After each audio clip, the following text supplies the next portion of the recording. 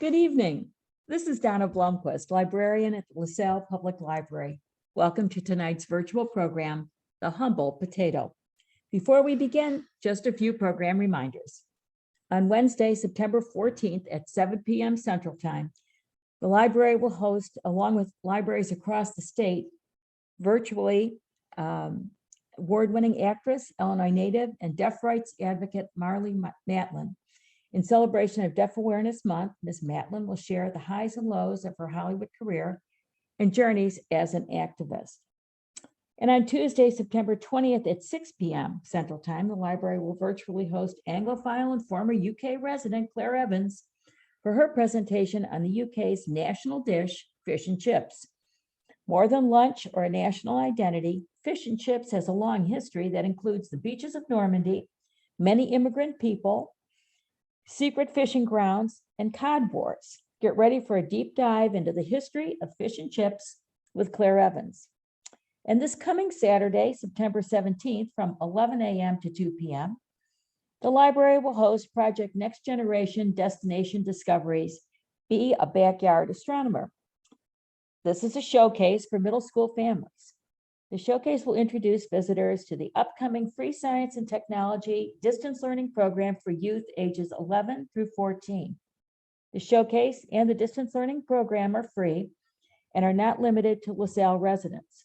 Program space, however, is limited to 18 participants, and participants who complete the program will be invited to attend an all expenses paid field trip, including admission, lunch, special shows, and transportation to Chicago's Adler Planetarium via Green River Motor Coach, along with their parent or guardian. The program will be showcased on Saturday, and registration will be available during the showcase and the following week. The program begins on Monday, September 26th, and will conclude on October 28th.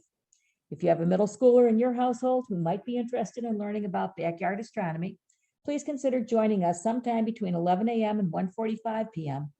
at the showcase this Saturday to learn more. As always, all library programming is free and open to the public. It is also shareable, so please feel free to pass on the information to others. Also, please post your questions for tonight's program in the chat. We want to hear from you. Now, tonight, we are welcoming back Natalie Martin. Natalie is a master gardener with the University of Illinois Extension Office. Tonight, we are going to talk about one of my favorite veggies, the potato, as well as discover several delicious potato recipes. Tonight's program was actually inspired by a very old children's book. We wear several different hats at the LaSalle Public Library, and in my role as a children's librarian, I was looking at a 1987 copyright of an old book from Reading Rainbow called Meanwhile Back at the Ranch. And it was the inspiration for this program about the humble potato. And to read in one little section here, the farmer comes to town and he asks the lady at the luncheonette, what's on the menu? And Millie, the lady at the luncheonette, says, well, we got potatoes. Potatoes mashed, potatoes fried, potatoes boiled, potatoes baked, potatoes roasted, and potatoes stewed, potatoes scalloped, and potatoes steamed, and one egg. And the rancher says, sounds great. I'll have one of each and a side order of fries. And with that, let's welcome Natalie to talk about the humble potato. Natalie? Hello, everybody. Thanks so much, Donna. I'm excited to be, I guess, virtually back at the LaSalle Library. It's been a little bit since I've had a program with you guys, and I'm happy to see you. I'm in a new setting if you've watched any of our programs before. And we've got a bunch of things to talk about today. As you know, I have a lot of talking to do all the time.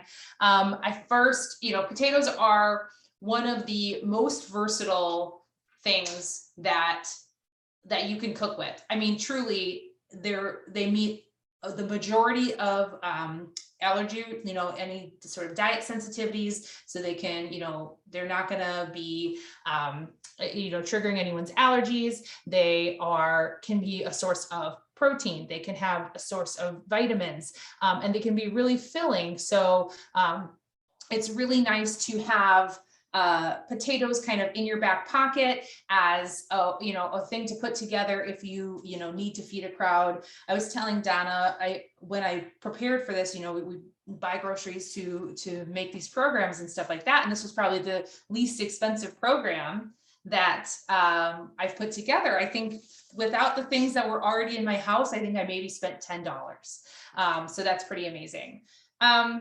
We're going to do a couple things today. We're going to do a breakfast, a lunch, and a dinner. And I guess I should introduce myself. If you haven't seen a program with me before, I am Natalie Martin.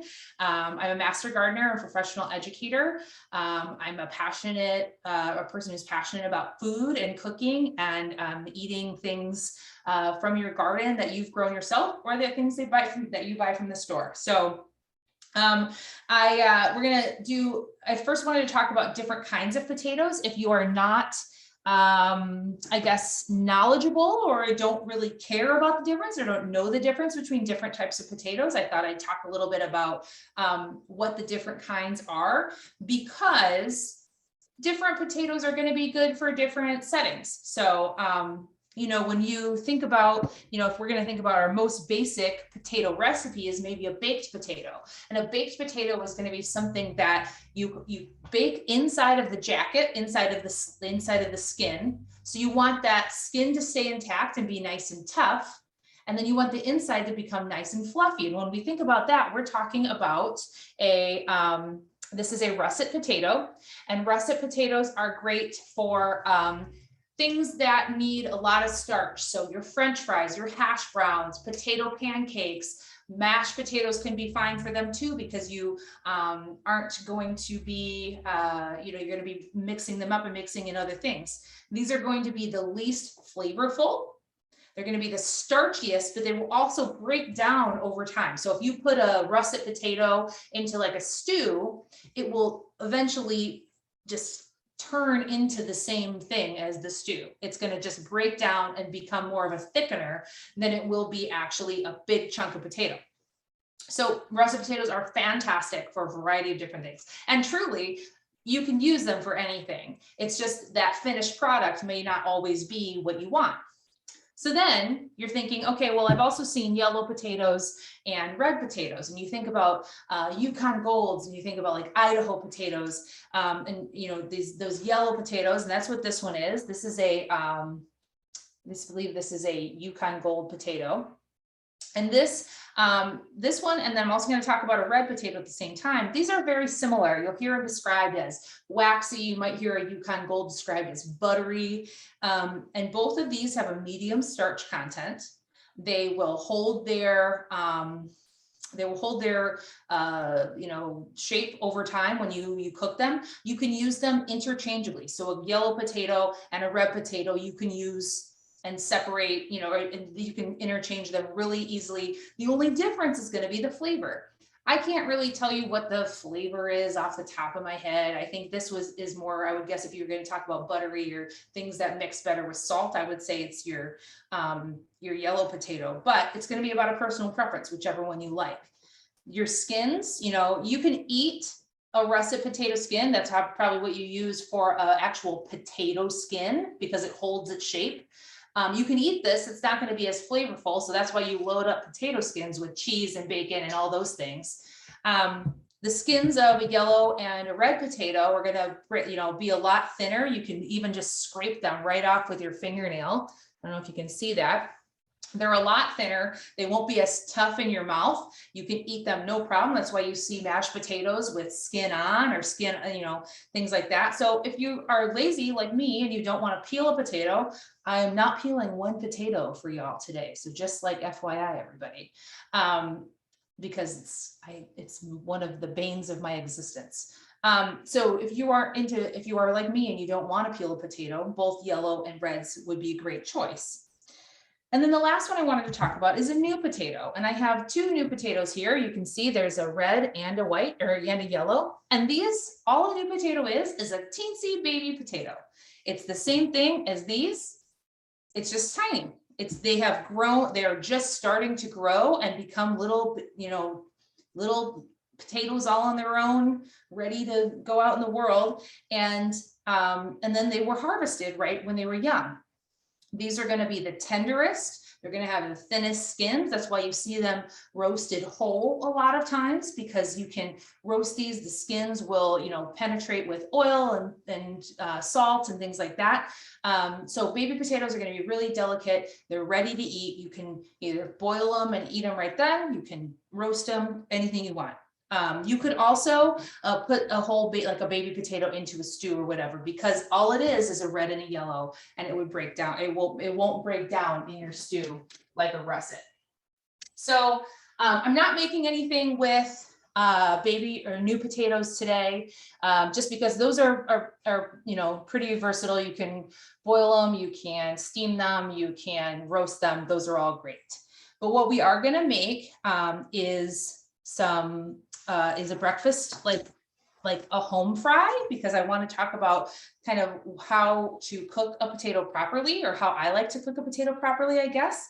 And we're going to make those for breakfast, to make like a vegan veggie, a vegan skillet with some vegan sausage. You could substitute whatever breakfast meat of your choice. And I'm going to talk about how to scale it up for a crowd as well.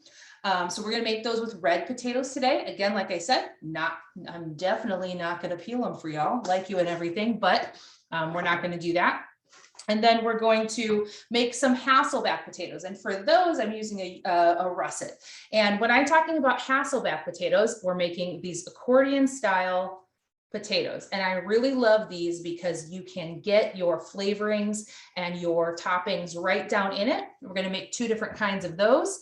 And then we're going to make some potato soup. So our breakfast, lunch, and dinner is going to be a home fry breakfast skillet. We're going to have potato soup for lunch. And then we're going to have loaded Hasselback potatoes for dinner. And all of these things can be side dishes, or they can be main courses, depending on what you add to them. If you want something hearty with lots of protein, you can add on to them, or you can have all of them as a side dish. And that's the beauty of a potato. It can be anything you want. I was going to make like a scalloped au gratin potato, but an oven I do not have in this weird setup. So, all right, so we're going to get started. I'm going to switch cameras here, and I'm using a new shortcut. Is this my camera? No, I'm on the wrong camera. There we go. Here we are. So here we are at our makeshift bench top.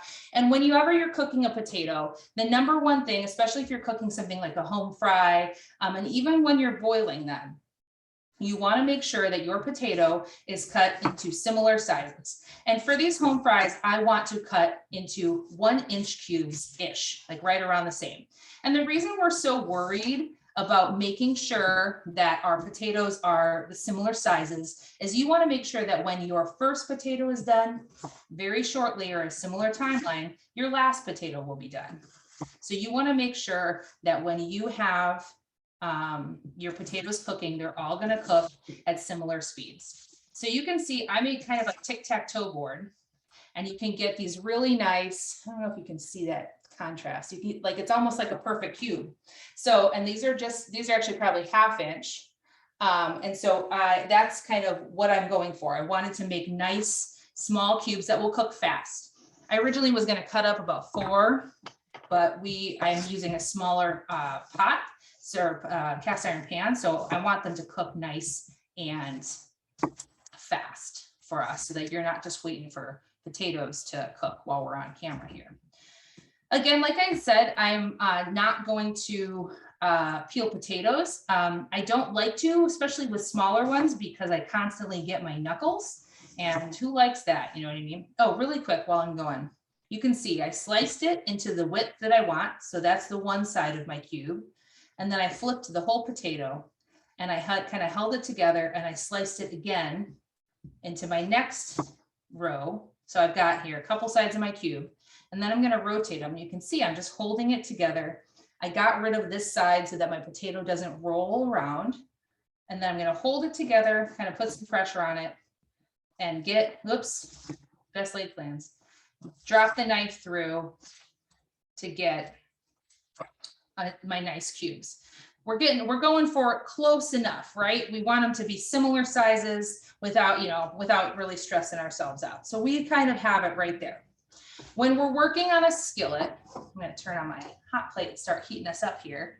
I'm making it in a cast iron. And the reason I'm using a cast iron is because I like the control of the heat. And I also like the browning that a cast iron gives me on the edges of my potatoes.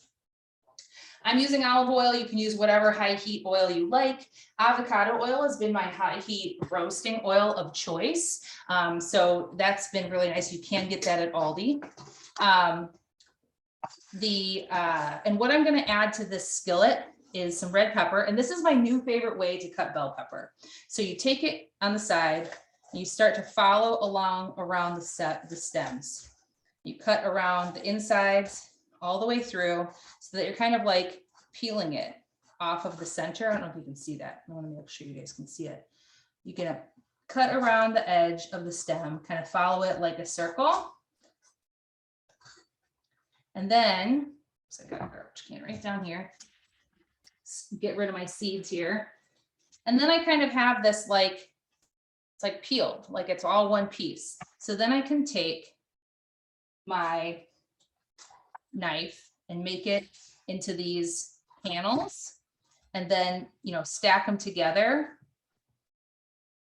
and run my knife through them all at once. And I can make these nice slices in a nice, easy way. So that's my new favorite way. I saw it on TikTok, which is like, you might as well call me Gen Z these days. But that's my new favorite way to do it. I'm going to keep my peppers in a similar size to my potatoes so that when I get a full mouthful of my skillet at the end, I have nice whole pieces, nice kind of uniform sized things. So that's about half a bell pepper. I did maybe 1 2/3 of a potato. And then I'm going to do half of an onion. And so these are going to be kind of my flavorings for my skillet. I just, I washed my onions before just to make sure I didn't have any, how sometimes onions get that like kind of dusty kind of, mildew kind of stuff on it. You want to make sure you get that kind of stuff off. And then go through and dice the onions up. I'm actually going to dice them up a little smaller just because I don't want big chunks of onion. And this is the way I like to cut onions. I do my little slices here so that I can keep all the little peels of the onions. I don't know if you can see that well on the camera, but then I go through and just kind of like I did with my potato, I have a nice crosshatch, and then I can just run my knife through right at the end here. My oil should be getting kind of warm and ready to rumble. And what I'm going to do with this is I'm going to put my vegan sausage patties right here. And like I said, you can put bacon, you can put regular breakfast sausage, you can put leftover ham, whatever you want, you can put into the skillet. Boy, was that skillet not hot. See if we can get that going here. And I'm going to cook these ahead of time. So I'm not putting my potatoes in just yet. I'm going to cook my flavorings in here, but they're going to cook a lot faster than my potato. So I want to get them in here and get those flavors into the pan. Break apart my sausage. I'm going to get these flavors into the pan and then start to get that going and get that flavor all coated all along the pan. And then I'm going to take that stuff out and I'm going to set it aside while I get my potatoes going, and I'll add it back in. The reason I'm going to do that is I don't want charred pieces of onion and pepper in there mixed in with my potatoes, because I just don't want that bitter. We don't need more bitter stuff in our lives, We want nice, tender peppers, no bitter peppers. So you can see it's starting to go now. We're going to get that flavor going in here. I'm not adding any salt to this because that sausage has a bit of salt content to it, but I will add salt to my potatoes because potatoes are like a sponge. They are full of water, they are porous, and they will just suck up flavoring. So we want to make sure that we're adding plenty of flavoring so that seasoning gets deep into those potatoes. It will just suck everything up. It's not going to stay on the surface. It's going to go deep inside of it. And that's, you know, when you are boiling a potato or something like that, you can kind of see, it's not focusing, but that's okay. You can see how porous and moisture ridden it is. If you were working on making this ahead of time, like you wanted to make breakfast for a crowd or something like that, parboiling is going to be your friend. And when I say parboiling, that means cutting your potatoes into the squares that you want them, and then putting them into some salted, again, get that flavoring in there, salted water, and boiling it until they are like al dente, I guess would be the best analogy. So they are fork tender. You can put your fork into them. They're maybe not cooked all the way. They have a little bit of texture to them, but they're starting to go. So you would want to parboil them and then drain out that water. Water is not your friend when you're talking about a crispy home fry. Water is your enemy. It's when you put that, when you have so much water in your potatoes, it's going to just steam everything and it'll turn to mush. If I had more pots and pan space, I probably would have parboiled these potatoes today, but you know, best laid plans. We only can work with what we got. So that's why I'm not going to do as many. I want these potatoes to be spread out in the bottom of this pan, not piled up on each other. Because as you can see, the steam is coming up off of the bottom of the pan. And if I had potatoes piled high on top of each other, that steam, as the potatoes heat, the potatoes on the bottom are going to release steam up into the potatoes on the top. And these potatoes on the top are going to get steamed.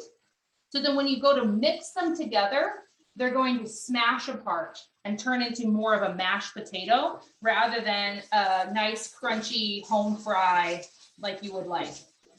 We're going for tender on the inside, a little bit browned on the outside. All right, we're getting close here. Our onions, you can see they're starting to get a little translucent there.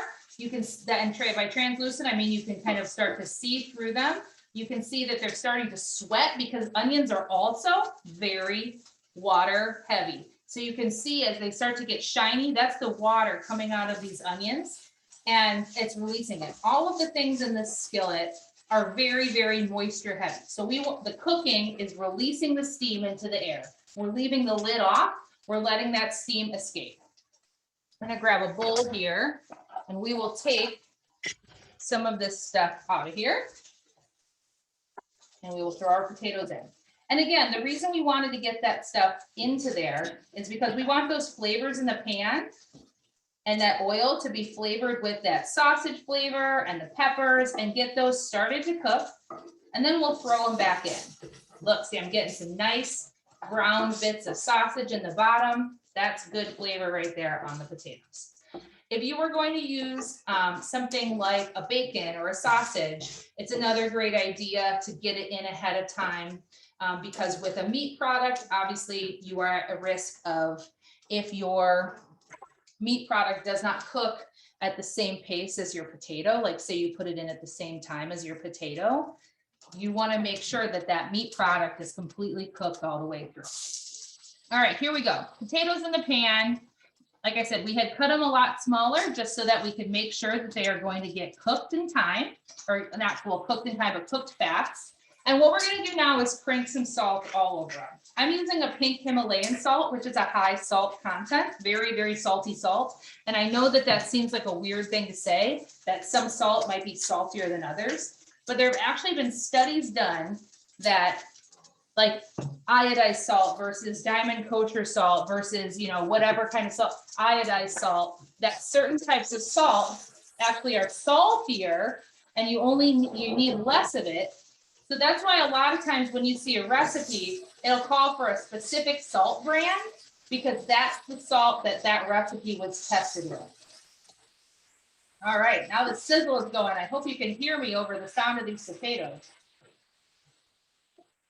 All right, we're gonna let these potatoes think about their behavior for a minute. I'll turn my pan down just a little bit so we don't burn.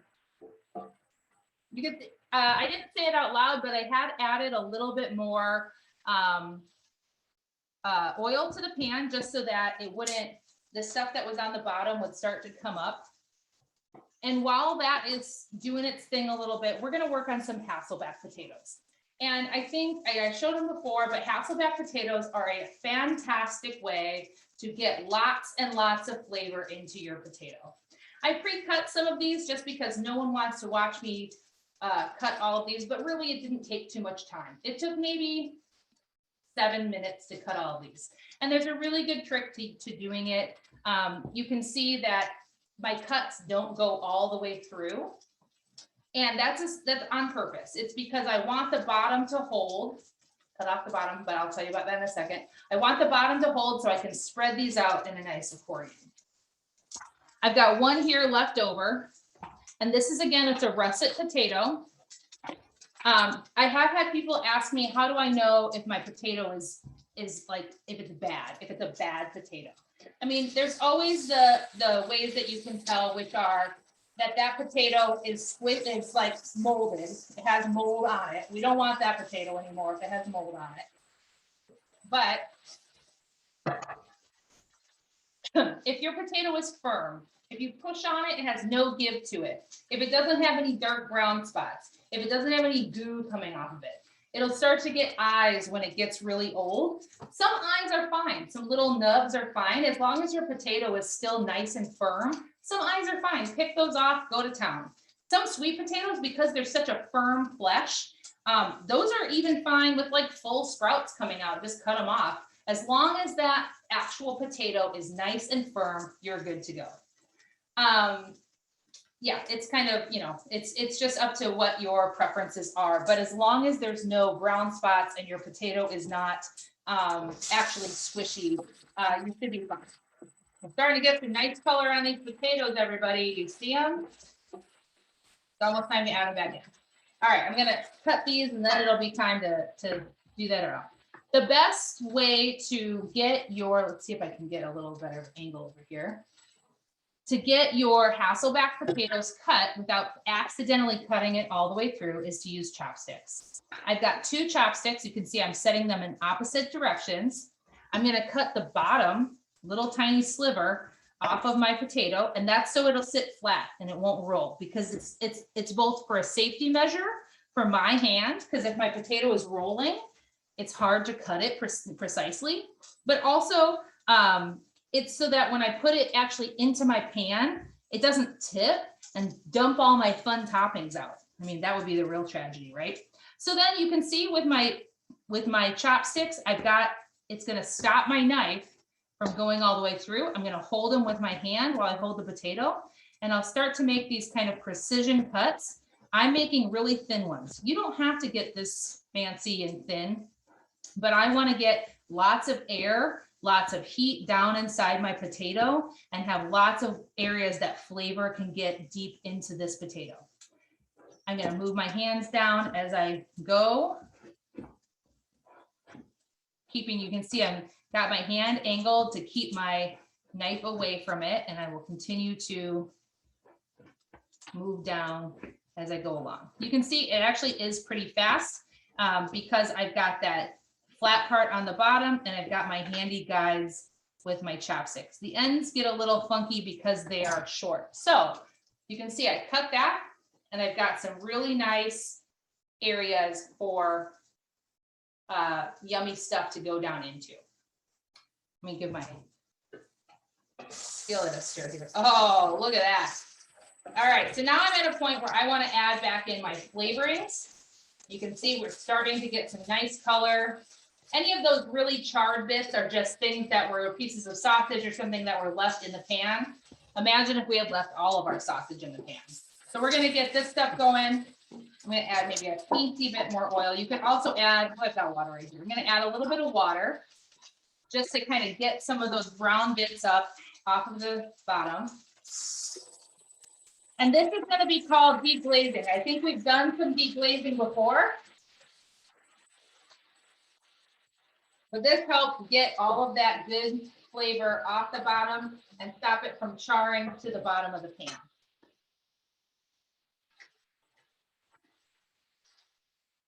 So then we just can put all this stuff in here until it finishes cooking. It'll continue to get more brown. I'm gonna spread it back out again so any steam can escape. And you can see these potatoes are holding their shape. They're not mushing apart. And that's one of the reasons that I picked that red potato for this, so that it wouldn't fall apart. All right, so we've got our Hasselbacks over here. I'm gonna do two different varieties of Hasselbacks. I'm gonna do a Southwest, and I'm going to do a kind of like a riff on a lox bagel. And that one's gonna use some leftover salmon that I had, a little bit of sour cream, some capers, and some red onion. And again, these are things that I already had in my house. So I'm just kind of making them with my leftovers. This one, what I'm gonna do is I'm gonna oil it. I'm gonna salt and pepper it.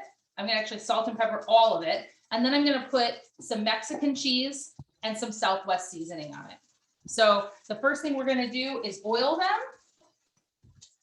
And I'm gonna do it over this bowl so I don't get oil all over. Get rid of some of my stuff here. Get it out of our way. All right, so I'm gonna put some oil down into these, and we're gonna wanna make sure that it gets all down and penetrates into those cracks, because that's really how the flavor is gonna get in there, is if I can get lots of oil. You can use butter for this. I wanted to keep it,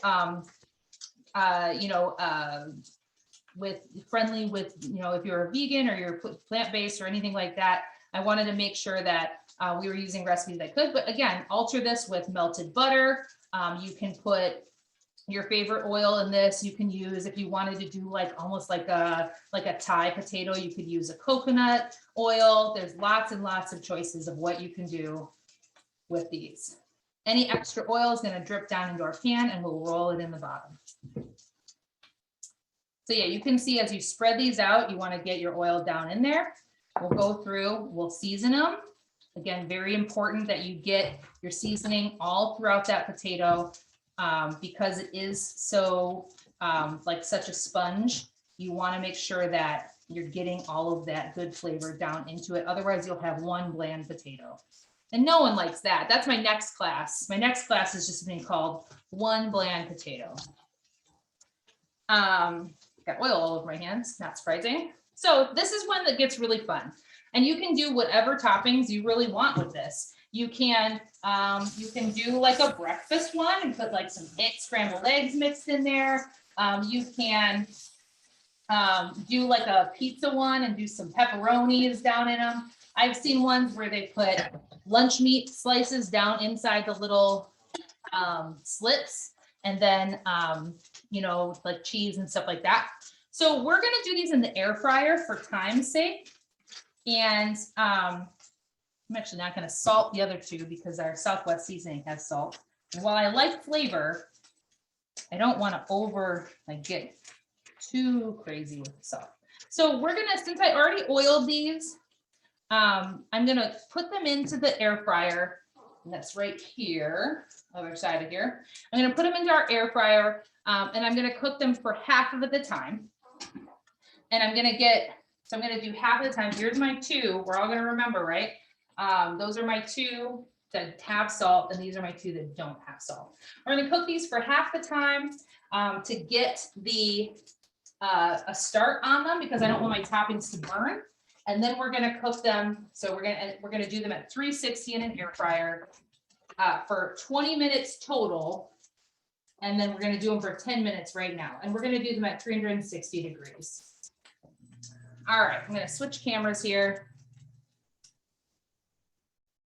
If anybody has not used an air fryer before, or is not really sure what the big deal is with an air fryer, an air fryer is basically a teensy tiny convection oven. And convection means that there's a constant fan circulating air, both blowing it at your food and sucking out the air as well. So it's a constant circulation of hot air. It's not building up pressure like an explosion, but it's sucking out as well. So it's pulling all that extra moisture out. So we talked about steam and potatoes and how steam can be the enemy of a crispy potato.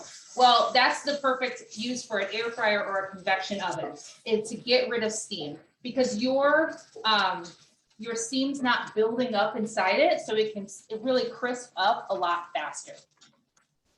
With a tabletop air fryer, you're obviously limited on how much you can fit in at one time. So, you know, that's not fabulous. But if you have a convection oven or something like that, it's a great use for potatoes because it will tend to cook a lot faster because it's sucking that moisture out at the same time.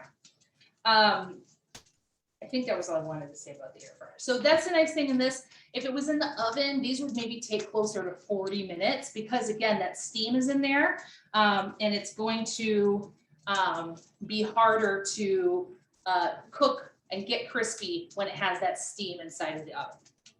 Okay, our skillet is done. Switch cameras again. See if I can do it one more time.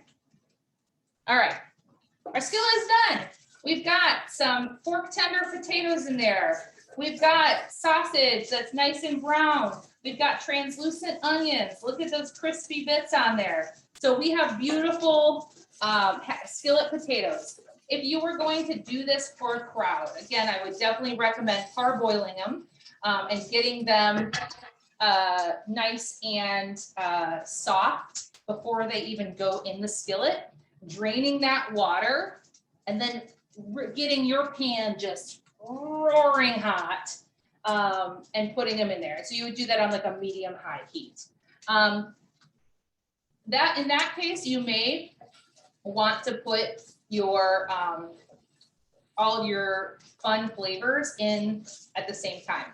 You could add some scrambled eggs to this if you wanted to beef it up even more, or a fried egg on top, which would be really nice. You could add some cheese onto this, and that would be really yummy as well. So there's a lot of options with lost the knife. There's a lot of options that you could do with this skillet. So that's good. So this looks really nice and done. It's a great, you know, it didn't really take us too long. We're at 37 minutes total of program time. So we really got it going pretty fast. So it's a nice, quick way to do a really hearty breakfast or a breakfast for dinner like we like to do over here. I'm gonna get this skillet off and we're gonna make our soup. All right, so then our next thing that we're gonna do is make our potato soup. And I already started this today. Uh-oh, where do I want to put this? I've already started this today in the crock pot. So this is a great recipe to do. And really, it's very simple. This is 3 cups of broth, 1 whole yellow onion, and about 2 pounds of potatoes. And then I put 3 bay leaves in it because I have bulk ordered bay leaves and I have tons of them. So this is vegetable broth and potatoes and onions. And then if you want it to be nice and smooth, you would mash it some more like this. If you don't want big chunks of potatoes, you can leave as many chunks as you want. Okay, perfect. So then here's what you might be thinking. You're like, okay, Natalie, but that doesn't look like potato soup to me. And you're right, it's not.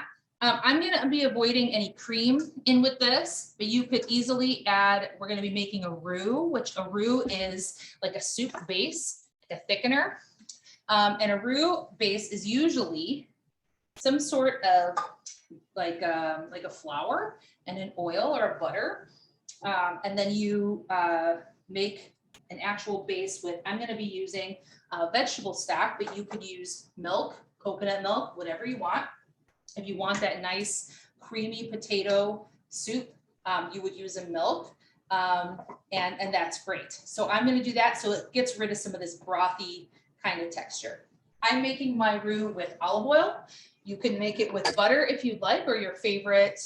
Ghee is a great choice. I don't know about coconut oil just because of that flavor, the very potent flavor of coconut, but really whatever choice you want.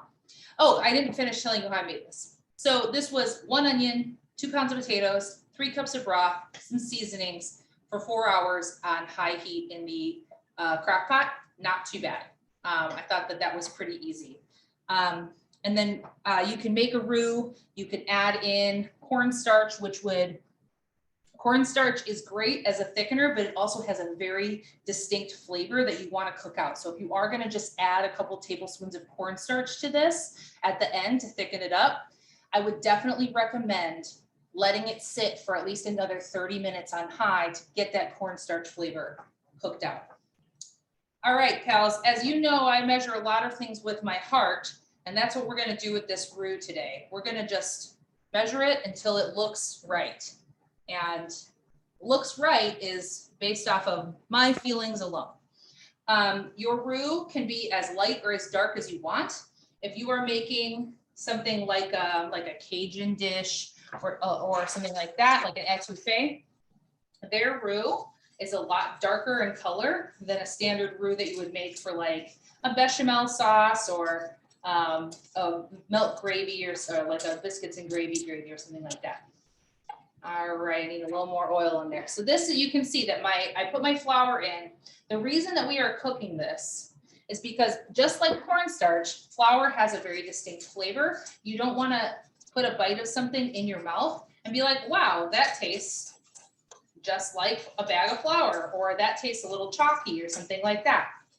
You want to make sure that you cook off any of that flavoring and that you're really just getting a nice basic, that your food tastes exactly like whatever you put in it. So we want it to taste like potatoes and onions and our seasonings. So I'm just kind of measuring it. I want to make this a little bit thick like this, the roux a little thicker. So I am adding a little bit more flour, but this is if you give a mouse a cookie type of situation. So then I probably made it too thick and then I'm going to add it a little bit more. But what we're going to do is let that sit. I am using a whisk here in this situation because I'm going to be adding some broth in a second. And I want to get rid of all of these chunks and make sure that none of those chunks are floating in my soup. So a whisk is a really great tool for that. We're going to spread this out. We're going to cook it off a little bit. So it's right now we're cooking off that flour flavor. Flour is food, so you want to make sure that you're getting it up to a high heat in order for it to actually be cooked, because flour can carry bacteria and things like that. So that's why they also talk about not eating raw cookie dough as well, because they don't want you to be eating raw flour, things like that. So we're cooking it. I can actually smell it. You guys can't smell it, but I can.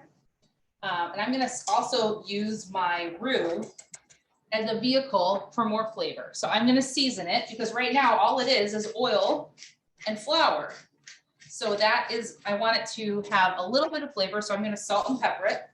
And this is also going to make it so that when I'm putting this paste into my soup, that it is not making my soup bland. You know, it's not dulling it down.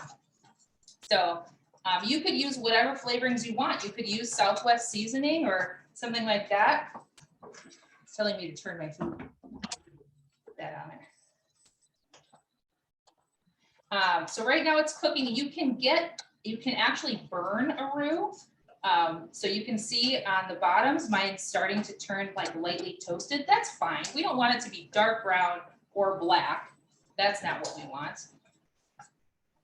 But it is starting to turn brown. That's exactly what we want. And now we are ready to put in our broth. Whenever you're mixing something into a shallow pan like this, you want to go slow and be gradual. I'm going to move my whisk around while I pour it in. You can see it's evaporating pretty quickly, but it's turning this into a nice paste. It's exactly what we want. And this is going to help thicken. You can see it's super thick. And so when we add it to our brothy soup, it's going to make it nice and thick. Here we go. Look at this nice paste. Doesn't look super appetizing. That's okay. I want to get it as smooth in this pan as I can so that I can, I'm not putting big chunks of something into our soup because it'll stay as those big chunks when you mix, into a big amount of broth. So we're going to slowly, gradually mix this in. It almost turns into like gelatinous because that milk, if you think about, or I'm sorry, that flour, that glue used to be made out of flour and water. You made it into a paste and you would make a glue. Well, that's kind of what we're doing right here. It's just going to be a really good tasting glue. So I'm going to turn my heat off because it is cooked all the way out. I've got a nice paste here. You can see it's starting to smooth out, and that looks really great. And then we're going to slowly mix it in to our soup. I'm going to whisk it into the soup as well so that we can, I don't know if you can see this over here. Move out of the way a little bit. It'll start to thicken up. And if you make too much roux, that's okay. You can actually keep it in your fridge if you want to. So we're getting nice and thick. And if it ever gets too thick, just add a little broth or a little water, and that's totally fine. This may not be the creamy white consistency that you're normally used to, like with your regular potato soup, and that's because I don't have any milk in it. But you can see it's got that really beautiful, of course, oh, here's a spoon. It's got that really beautiful, thick, stew-like texture to it. And we made this with no dairy and no animal products of any kind. So that's really cool. But again, no judgment. If you wanted to use milk or cheese or whatever and mix it into here, you could add toppings like you could add like cooked bacon, crunched up cooked bacon, green onion, cheese, things like that. But we've got some really nice thick soup. It's got some chunks of potato in it. So you have some textural difference. So it's not like a baby food consistency. And this would be really great on a nice, like, well, we had, of course, cold, rainy weather yesterday. Now it's going to be 85 tomorrow. But, and this is a great meal. This took half a bag of potatoes, 1 onion, and a box of like sodium and some flour. So like, or a box of sodium, a box of vegetable broth, and some flour, and really that's it. So pretty easy and pretty cheap to put together, and it tastes great. So that's great. Our Hasselback potatoes are just about ready to come out. I'm gonna move this over. I think it's not hot enough. There we go. It's out of our way, and we'll pull those Hasselback potatoes out.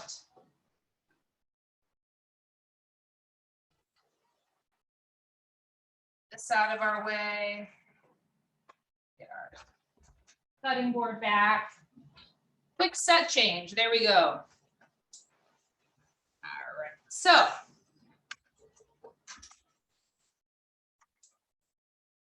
we've got these are par cooked. And when I say par cooked, that means they've started to cook. They're not cooked all the way.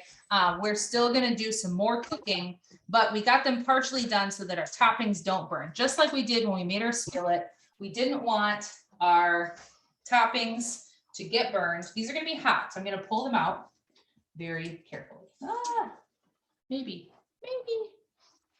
Use a fork here so I don't totally mash my potatoes. So these are still, they're starting to soften. You can see I've got some wiggly guys there. All right, these are my 2 that have salt on them. Put them over to the side here. And these are my 2 without salt. These are going to be my Southwest seasoning, cheese, potatoes. These ones are going to be salmon. This is some leftover salmon that I cooked on the grill. And I've got capers and onion and sour cream. And what we're going to do is, these are hot, is kind of take our salmon and start to work it into some of these little crevices here. We're not going to necessarily do all of them because, I lost part of one. We're not going to do all of them just because you don't need to watch me do that. This, when you do it, when it's pre-cooked, like if it hasn't cooked yet, that's probably better, but I didn't want to have my salmon cook that long. So we'll top these when they're done and come out of the Instant Pot air fryer. Here we go. So I'm gonna shove my salmon down in the middle. And I'm gonna put what's called bouquet garni on, which is a seasoning blend. Again, I didn't want it to broil and start to char, because those when those seasonings char, they just get bitter. So there's those. This is bouquet garni. Bouquet garni. Can you read it? Anyway, bouquet garni is like rosemary and dill and thyme. And it's a beautiful thing. It goes great with potatoes. All those herbs are really great. And with potatoes, they taste awesome all together. So there's that one. And then we'll work on our Southwest one over here. And this one, again, I'm going to take my Southwest seasoning. And Southwest seasoning, you could use taco seasoning. You could use whatever you want. Southwest seasoning is usually chili powder and cumin and paprika, maybe some oregano. And get that down in there. Get some nice seasoning down inside of our potato and on the outside. And then we're going to stuff it with cheese. And this is a Mexican blend cheese. We're getting it inside of it. Again, other toppings that would be great, just like how you would do a baked potato bar or something like that. You could do like your baked potatoes, your chives, your bacon, those kinds of things would be great in here. Even just olive oil and herbs and garlic would be great in here. I'm going to get these two cooking while we make those other ones. We'll see them when they come out. So again, I'm going to put them in for another 10 minutes-ish, maybe 6 minutes, and we'll go from there. So as you, like I said, these were hot when they came out. So I'm setting them over my fork to spread them out, and then again, get these toppings down in there. So it's a little hard on the fingers. You could wait a little bit, and you could even, like if you were going to have these over like a party, like you were going to have people over for them, I wouldn't do like a whole big group of people because that's a lot of prep. But if you were going to have like, I would maybe par cook them right, like maybe earlier in the day, and then put them in your fridge, and then stuff them, and then pop them in your air fryer, in your oven, whatever. The nice thing about the air fryer, it does cook pretty fast. So we cooked those like a whole russet potato, these really big russet potatoes, mostly cooked in 10 minutes. So that's a really nice thing. So if you don't have an air fryer, obviously this is not a paid air fryer endorsement. I just really love mine. And now they even make ovens that have air fryers built into them. So that's cool. Love that. All right, we've got that guy in there and a little bit more oil. I'm not putting more oil on the ones with Southwest seasoning and cheese because cheese has oil in it on its own, and it will, you know, that grease will come down into the potato, so you don't really have to worry about it as much. And then this one, you know, we're putting our Southwest seasoning on, getting our little potato wings spread apart so that the seasoning goes down in the middle, and then putting our cheese and really just shoving it in there. Donna, while we're finishing these up, it's a great time if you have any questions, we could do those right now as well.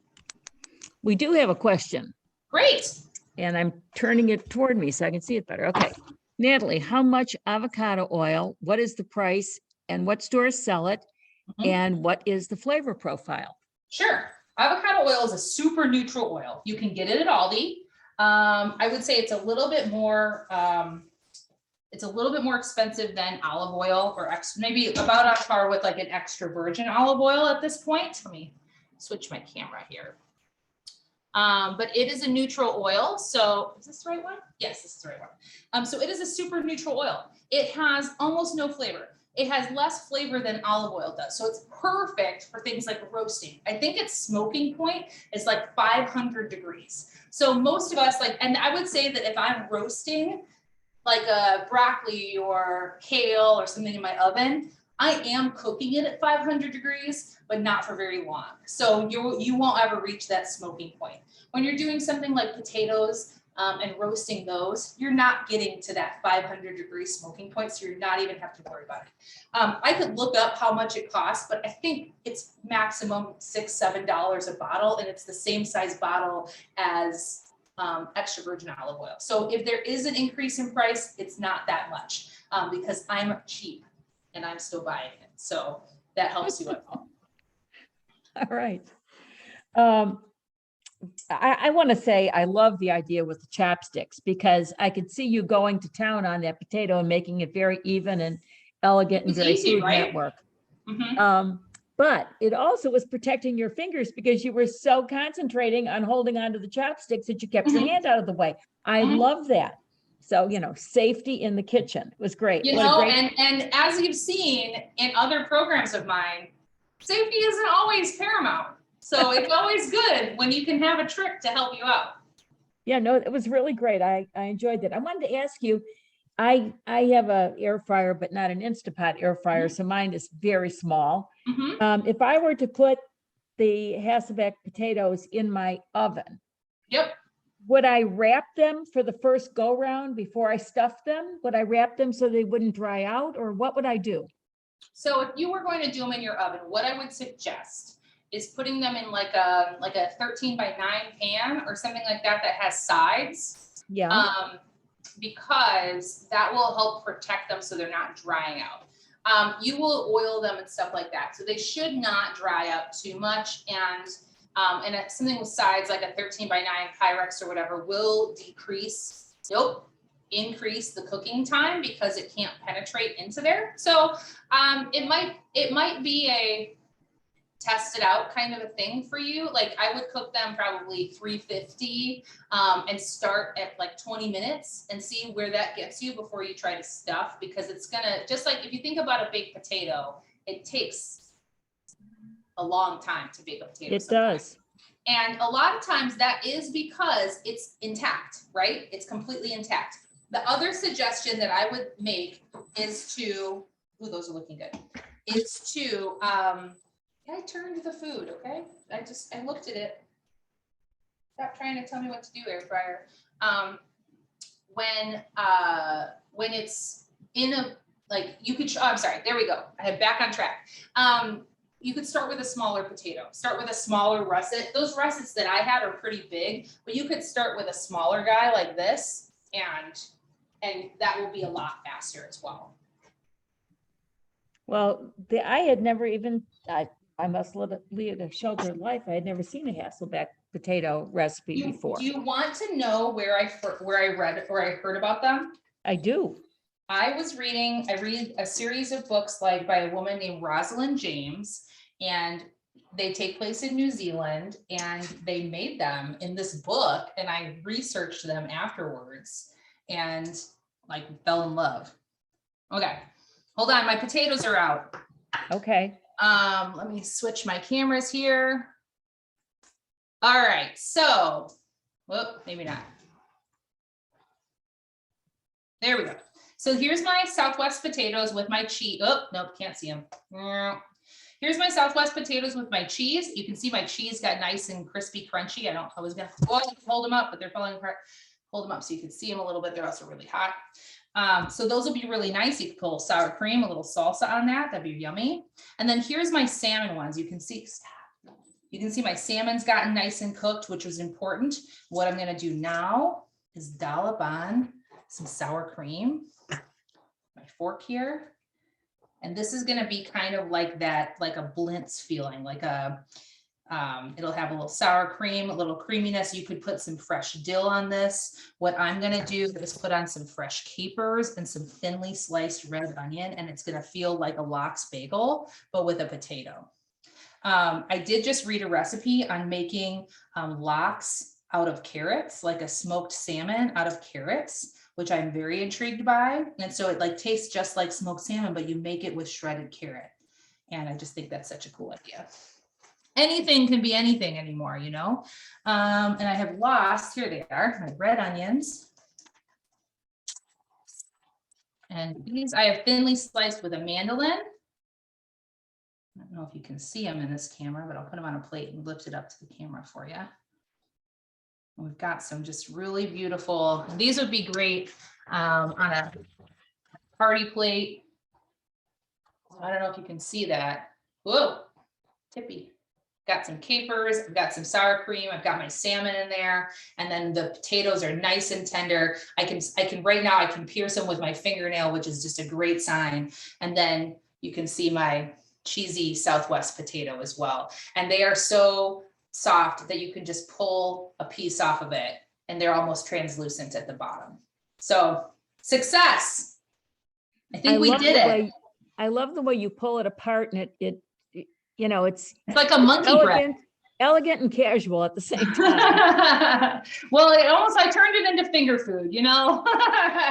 Always good. Now, Natalie, if you were serving that, you had a few people over and you were serving that kind of as a casual, elegant dinner. Yeah. Look at all the food I made. So what do you think you'd put with that? A nice salad? What would you do?